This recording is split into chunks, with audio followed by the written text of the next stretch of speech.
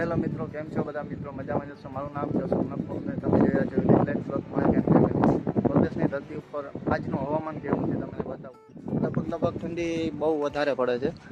આ છે અમારો રૂમ. ભાઈ ઠંડી કેવી પડે હે?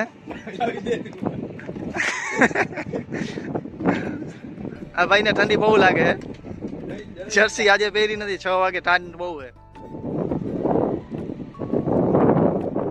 આજનું વાતાવરણ જ કંઈક એવું અલગ જ છે કે જાણે વરસાદ આવવાની શક્યતા બહુ વધારે દેખાય છે. પણ વાગ્યા છે 6 વાગ્યા હે.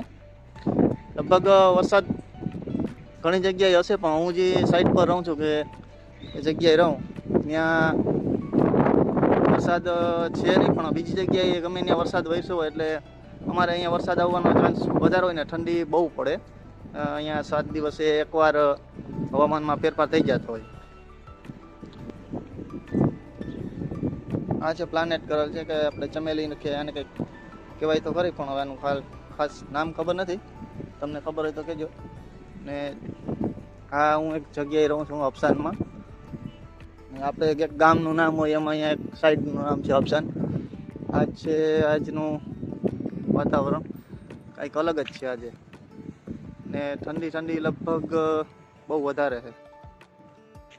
આ જોઈ શકો છો. એમ માનો કે આજે હજી 6 વાગ્યા છે. 6 એટલે આજે બપોરથી ઠંડી બહુ વધારે છે, પવન બહુ છે. ને અહીંયા આપણે જેમ ઝાકર આવે ને આપણે ઇન્ડિયામાં, એમાં ઓલી બાજુ રેતી છે કે રેતી બહુ ઉડે કે કંઈ દેખાય નહીં એમ પવનના લીધે.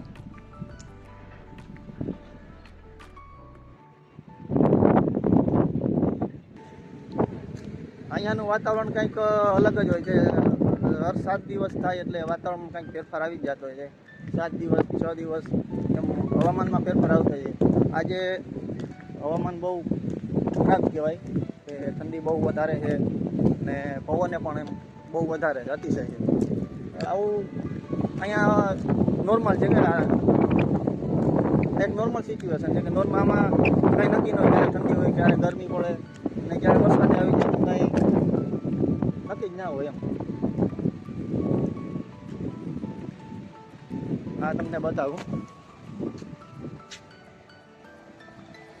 આ કેમ્પનો સ્ટોરેજ એટલે કે પાણી નાવા ધોવા માટેનો સ્ટોરેજ છે અહીંયા.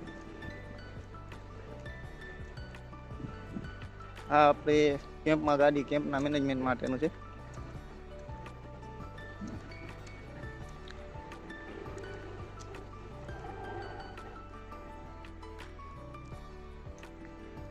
આ જો આજનું વાતાવરણ કાયદેસર ક્લિયર દેખાશે.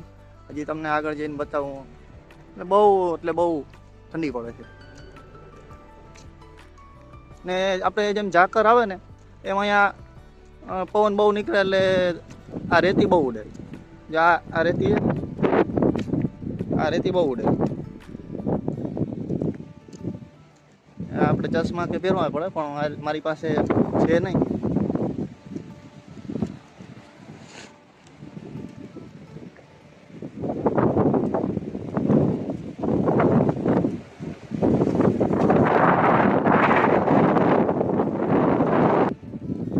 આ જો પાછળ જે ઝાડવા છે એ બહુ પવનને લીધે અતિશય વધારે પવન છે.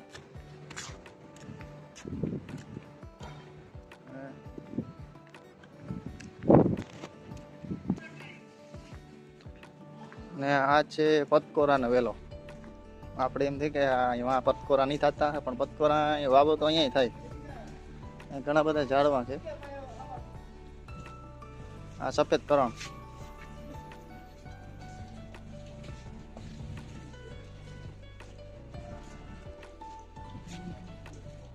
કરેણનું ઝાડ છે. સફેદ છે, બીજા અલગ કલરના. આ બીજી કરણ આપણે રેગ્યુલર આપણે પ્લાનેટ કરતા હોય એ વાવતા હોય. વધારે પડતી આપણે આ જ હોય. અહીંયા વ્હાઈટે છે, સફેદ. ને એક યુનિક વસ્તુ છે, તમે મરચીનો છોડ જોયો હશે, પણ લગભગ 3-4 ફૂટનો છે. હા આ છે મરચીનો છોડ. આમાં મરચાં જોવો ને તો અઢળક છે મરચાં.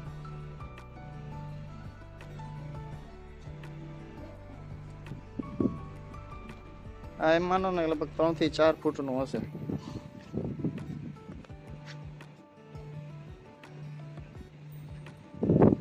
આમાં મરચાં બહુ છે એટલે તીખા મરચાં છે, લવિંગ કે આ બધું. આ છે હરગવો. અમારા કેમ્પમાં હરગવા હિંગુ સારી આવી.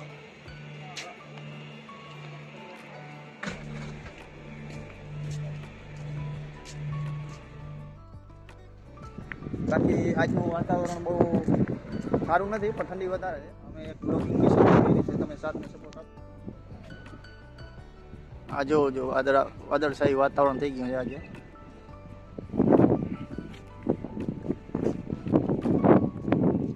જો તમે અમારી ચેનલ પર નવા હો તો લાઈક, શેર અને સબસ્ક્રાઈબ કરવાનું ભૂલતા નહીં.